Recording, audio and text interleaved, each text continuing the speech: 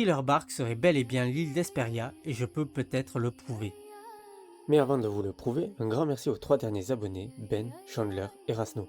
On a tous plus ou moins pensé à un moment donné qu'Hesperia pouvait être Thriller Bark, mais en regardant attentivement, plusieurs choses ne collaient pas. L'enceinte du château n'était pas la même. La tour qui supporte le mât de Thriller Bark est positionnée au même endroit que la tour centrale du château d'Hesperia, mais a quelques différences dans son design. Ce qui pourrait dire qu'en réalité, ce sont deux îles différentes.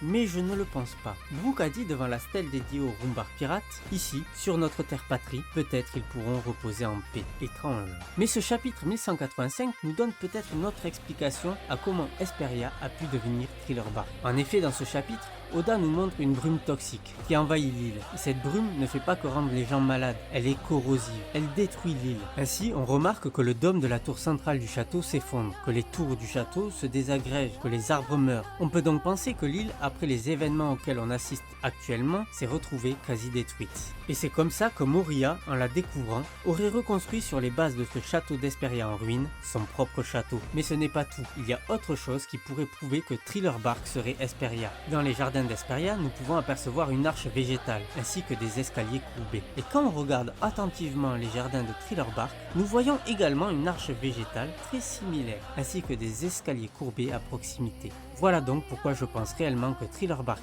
et Hesperia sont la même île. Et vous, est-ce que désormais vous êtes convaincus comme moi ?